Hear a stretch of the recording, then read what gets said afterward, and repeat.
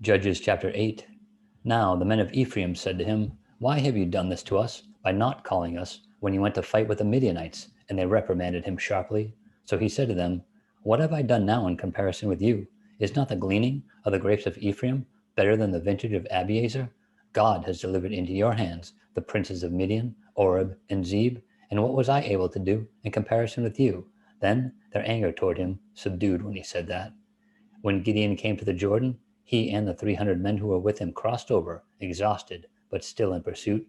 Then he said to the men of Succoth, Please, give loaves of bread to the people who follow me, for they are exhausted, and I am pursuing Zebah and Zalmunna, kings of Midian. And the leaders of Succoth said, Are the hands of Zebah and Zalmunna now in your hand, that we should give bread to your army? So Gideon said, For this cause, when the Lord has delivered Zebah and Zalmunna into my hand, then I will tear your flesh with the thorns of the wilderness and with briars.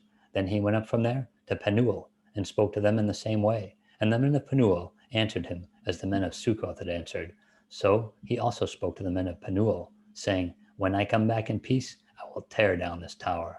Now Zebah and Zalmunna were at Karkor, and their armies with them, about 15,000, all who were left of all the army of the people of the east, for 120,000 men who drew the sword had fallen. Then Gideon went up by the road of those who dwell in tents on the east of Nobah and Jogbeah, and he attacked the army while the camp felt secure.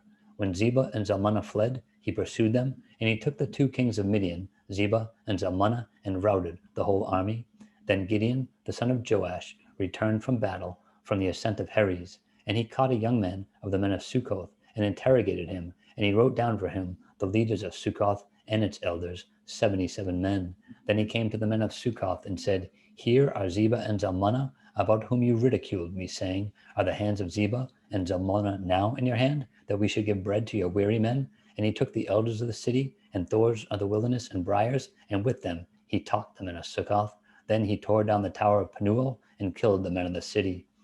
And he said to Zebah and Zalmunna, What kind of men were they, whom you killed at Tabor? So they answered, As you are, so were they. Each one resembled the son of a king. Then he said, They were my brothers, the sons of my mother. As the Lord lives, if you had let them go, I would not kill you. And he said to Jether, his firstborn, Rise, kill them. But the youth would not draw his sword, for he was afraid, because he was still a youth. So Zebah and Zalmunna said, Rise yourself and kill us, for as a man is, so is his strength. So Gideon arose and killed Zebah and Zalmunna, and took the crescent ornaments that were on their camels' necks.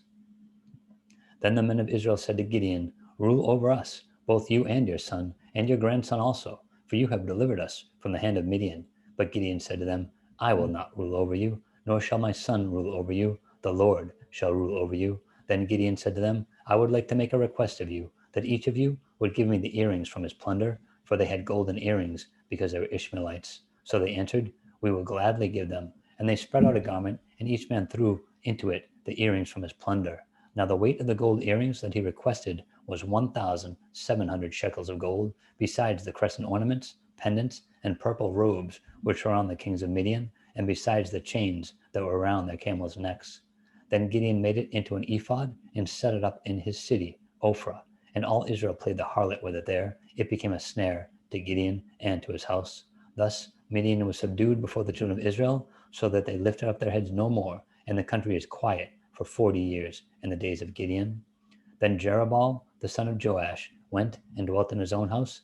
Gideon had 70 sons, who were his own offspring, for he had many wives. And his concubine, who was in Shechem, also bore him a son, whose name he called Abimelech. Now Gideon, the son of Joash, died at a good old age, and was buried in the tomb of Joash his father, in Ophrah of the Abiezrites. So it was, as soon as Gideon was dead, that the children of Israel again played the harlot with the Baals, and made Baal-berith their god. Thus the children of Israel did not remember the Lord their God, who had delivered them from the hands of all their enemies on every side, nor did they show kindness to the house of Jerubbaal, Gideon, in accordance with the good he had done for Israel.